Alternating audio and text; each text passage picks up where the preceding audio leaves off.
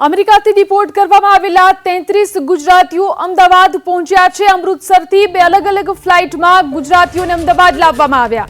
પ્રથમ ફ્લાઇટમાં ડિપોર્ટ કરાયેલા 3 ગુજરાતી પરત ફર્યા તો બપોરની ફ્લાઇટમાં વધુ 30 ગુજરાતીને ડિપોર્ટ કરવામાં આવ્યા હતા જે પરત ફર્યા છે।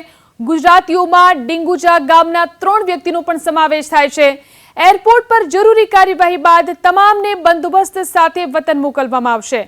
અમેરિકાએ ત્રીજી ફ્લાઇટમાં કુલ 112 લોકોને ડિપોર્ટ કર્યા છે। તો તમામ ગુજરાતીઓ આવી પહોંચ્યા છે। અમેરિકાથી ડિપોર્ટ કરાયેલા 33 ગુજરાતીઓ અમદાવાદ એરપોર્ટ પર પહોંચી ચૂક્યા છે। અમૃતસરથી બે અલગ અલગ ફ્લાઇટમાં ગુજરાતીઓને આજે અમદાવાદ લાવવામાં આવ્યા। પ્રથમ ફ્લાઇટમાં સવારે 3 ગુજરાતી પરત ફર્યા હતા તો બપોરની ફ્લાઇટમાં વધુ 30 ગુજરાતી વતન પરત ફર્યા છે। ડિપોર્ટ કરાયેલા ગુજરાતીઓમાં ડીંગુચા ગામના 3 વ્યક્તિનો પણ સમાવેશ થાય છે।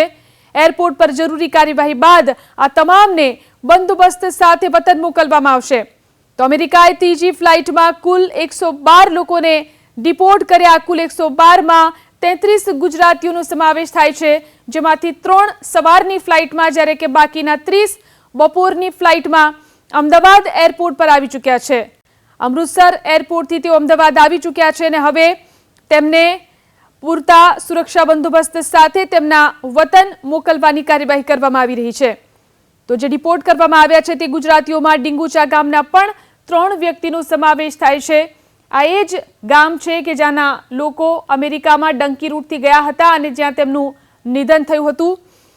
તો અમેરિકાએ ત્રીજી ફ્લાઇટમાં કુલ 112 લોકોને ડિપોર્ટ કર્યા। 112માં 33 ગુજરાતીઓનો સમાવેશ થાય છે અને તેમાં આ તમામ 33 ગુજરાતીઓ આજે અમદાવાદ એરપોર્ટ પર આવી પહોંચ્યા છે અને તેમને પૂરતા સુરક્ષા બંદોબસ્ત સાથે તેમના વતન મોકલવામાં આવી રહ્યા છે। તો આ ત્રીજી વખત અમેરિકાએ ભારતીયોને ડિપોર્ટ કર્યા છે અને આ ફ્લાઇટમાં કુલ 112 ભારતીયોને ડિપોર્ટ કરવામાં આવ્યા હતા જેમાં 33 ગુજરાતીઓ વતન વાપસી કરી છે। વધુ 33 ગુજરાતીઓનું જે સપનું છે અમેરિકામાં રહેવાનું તે તૂટી ગયું છે। આપ જોઈ રહ્યા છો આજે ગુજરાતના 33 જેટલા ગુજરાતીઓ છે તેમની વતન વાપસી થઈ છે।